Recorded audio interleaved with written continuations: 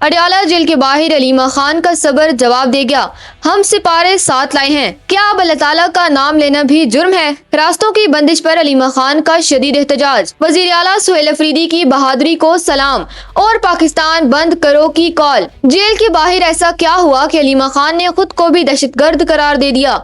जानिए इस सनसनीखेज रिपोर्ट में। नाजरीन, अडयाला जेल के बाहर मीडिया से गुफ्तगू करते हुए बानी पीटीआई की हमशीरा अलीमा खान फट पड़ी। उन्होंने इंतजामिया पर संगीन इल्जामात आयद करते हुए कहा, आज कुफर की इंतहा हो गई है, हमें कुरान पाक पढ़ने से रोका जा रहा है। अलीमा खान का कहना था कि वो और दीगर खवातीन सपारे साथ लेकर आई थी और 3:30 बजे दुआ करनी थी, लेकिन पुलिस ने जगह जगह रुकावटें खड़ी कर दी। उन्होंने शिकवा किया कि अदालत से जो रास्ता 25 मिनट में तय होता था उसे 2 घंटे का बना दिया गया। अलीमा खान ने सवाल उठाया, क्या हम अब अल्लाह ताला का नाम भी नहीं ले सकते? ये लोग कुरान पढ़ने से डरे हुए हैं। गुफ्तगू के दौरान अलीमा खान ने वजीर आला खैबर पख्तूनख्वा सुहेल अफरीदी के दौरा कराची का तस्करा करते हुए उन्हें जबरदस्त खराज तहसीन पेश किया।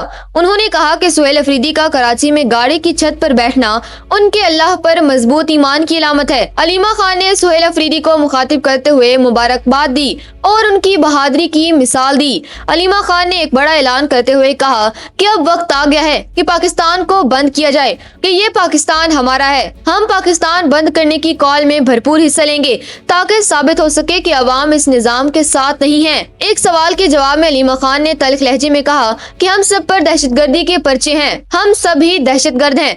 उन्होंने जेल इंतजामिया पर इल्जाम लगाया कि उनसे मुलाकात का वादा किया गया था, लेकिन उनकी बहनों को एक तरफ और उन्हें दूसरी तरफ बंद रखा गया।